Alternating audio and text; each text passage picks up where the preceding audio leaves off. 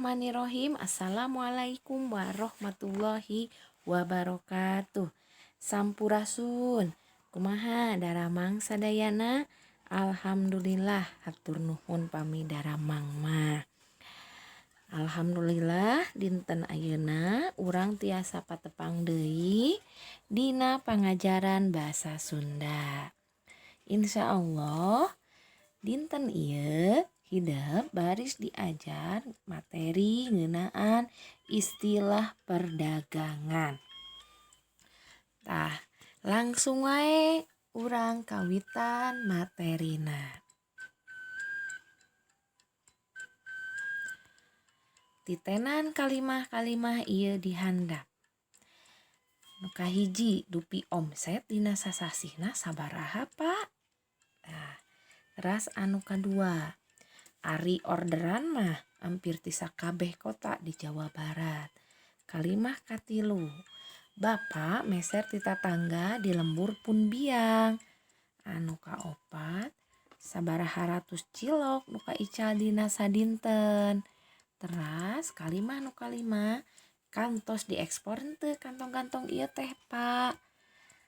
Tah, kecap omset orderan meser kaical jeung diekspor teh kaasup kana istilah perdagangan. Naonnya ari istilah perdagangan teh? Istilah perdagangan teh nyaeta kecap-kecap anu aya patalina jeung kagiatan dagang atawa jual beli. Janten istilah perdagangan mah sami ya dina bahasa Indonesia, dina bahasa Sunda sami wae. Nyaeta kecap-kecap kata-kata nu aya patalina yang ada hubungannya, yang berhubungan jeung kagiatan dagang dengan kegiatan perdagangan atau jual beli sami wae nya. Ngartos pangintennya istilah perdagangan teh tong hilap. Istilah perdagangan teh sakali deui nyaeta kecap-kecap anu aya patalina jeung kagiatan dagang atawa jual beli. Janten istilahna moal tebih tinu kagiatan dagang atawa jual beli. Tah, di dieu aya istilah perdagangan anu sanes. Mangga geura titenan aya 10 istilah perdagangan di handap ieu. Tah, nu tadi dina kalimah-kalimah teh kan aya kalimah kantos diekspor henteu kantong-kantong ieu teh, Pak. Tah, kecap diekspor teh hartina dijual ka luar negeri. Sabalikna, nah, disebut diimpor pami hartina teh didatangkeun ti luar negeri pikeun dijual deui di jero negeri. Tah, nya. Tadi anu kalimah kahiji mah omset, kadua orderan, katilu meser, kaopat kaical mah mungkin ya aya dina soal latihan. Tah, di dieu uih deui mangga titenan istilah perdagangan di handap ieu. Nu kahiji dadasar. Dadasar teh hartosna ngamparkeun jeung ngatur dagangan. Tah, biasana mah anu dagang teh sok dadasar heula nya. Nah, nu kadua emper. Nah, ieu mah sering hidup ngupinya. Emper teh bagian toko atawa warung beulah hareup atawa tukang nu teu kakurung ku bilik baranti nyuhan. Biasana ditutupan hungkulnya. Tah, nu katilu luhurna nu ditutupan teh los. Tah, los oge hidup kantos nguping saprosna mah. Wawangunan panjang teu dibilihkan tapi bolongor paranti neundeun barang dagangan. Los namina nya. Nah, etalase atuh nya. Nomor 4 ngembrek. Ngembrek teh dagangan teu laku teu payu.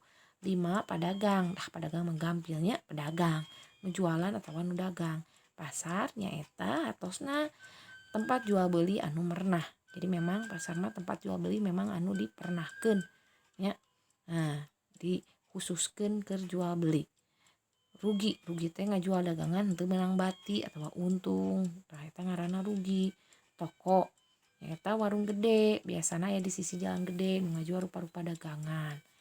Nah, ayeuna mah toko teh tos kaelehkeun nya ku minimarket. Nah, terus anu kasalapan untung. Ngajual dagangan meunang paleuleuyih. Paleuleuyih teh disebutna bati atawa untung. Nu 10 terakhir Istilah perdagangan dina contoh ieu warung. Warung teh wawangunan tempat dagang. Ieu mah hidup oge unggal dinten suka warungnya kanggo jajan. Tah eta aya 10 istilah perdagangan ditambih 5 dina contoh teh ya. Ayeuna mangga di dieu kanggo latihanna prak ku hideup buka kaca 80 genep buku paket bahasa Sunda ya, diajar bahasa Sunda. Di dieu mah mau aya 8 tapi kedahna aya 10 nya. Tah di dieu ku hideup prak pigawe kawas contoh jual. Tah tadi teh kan jual hartina nukeurkeun barang kana duitnya, nukeurkeun barang jadi jual teh nukeurkeun barang kana duit. Tah anu ngajualna disebutna padagang, urang nu meulina nya. Tah kalimahna Mang Ahdi ngajual pare ka koperasi. Jadi Mang Ahdi teh nukeurkeun pare keur meunang duit. Tah eta nu A omset. Omset teh hartosna naon? Tah mangga nya. Kalimahna kumaha? Nu B meuli teh naon hartina, terus kalimahna kumaha? Anu C order hartina naon, kalimahna naon. Nu kaopat dagang teh hartina naon, kalimahna naon. Nu ka nomor kalima terapi E produsen. Ieu mah sering nya dina pelajaran IPS ya. Mohon hartina naon, kalimahna naon. Terus nu F konsumen. Tah ieu oge nya aya patalina jeung kegiatan ekonomi, produsen, konsumen, dagang lah nya.